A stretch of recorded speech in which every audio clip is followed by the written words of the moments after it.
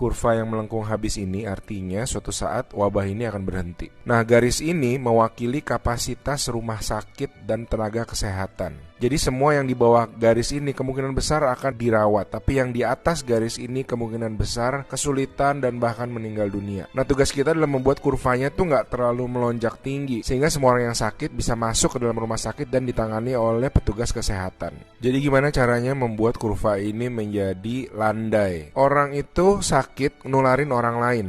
Nah, orang yang sudah sembuh, tubuhnya jadi punya imunitas, sehingga kemungkinan dia tertular lagi itu kecil atau hampir nggak ada. Sehingga caranya sebuah wabah apapun itu dari zaman dulu berhenti adalah ketika cukup banyak orang kena virusnya, lalu menjadi imun sehingga virusnya nggak bisa punya orang untuk ditularin lagi. Nah, kenapa selama ini kita perlu banget namanya social distancing atau ngejauhin diri? Animasi ini bagus banget. Ini contoh kalau semua orang bergerak bebas seperti biasa, nggak ada pikiran, semua tetap pergi konser, pergi jalan-jalan. Ini akan terjadi. Satu orang akan menularkan semua orang berbarengan, dan itu yang berbahaya. Seperti tadi kita ngelihat kurvanya ya. Pada akhirnya akan lewat dan pada akhirnya semua orang akan sembuh. Tapi karena kurvanya tinggi, banyak orang akan mati dalam prosesnya. Nah, yang terjadi di Cina dengan adanya lockdown, ditutup, membuat orang tidak sakit sekaligus berbarengan. Jadi kurvanya lebih landai kalau kalian lihat, sehingga memberi waktu untuk orang-orang menjadi sembuh dan akhirnya bisa melandaikan kurvanya.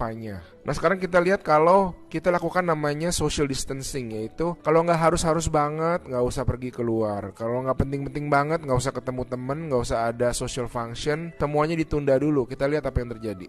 Nah, bahkan ini ada simulasi satu lagi, kalau social distancingnya itu benar-beneran ekstrim, orang nggak boleh keluar, ada jam malam dan sebagainya. Ini yang terjadi.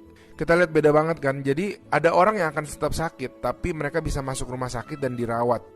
Jadi teman-teman, please do your social distancing, stay at home, work from home, anywhere you can. Ada orang-orang yang nggak bisa, saya mengerti, tapi sebisa mungkin lakukanlah semuanya itu. A good way of doing it is to imagine that you do have the virus, yeah, and change your behavior so that you're not transmitting it.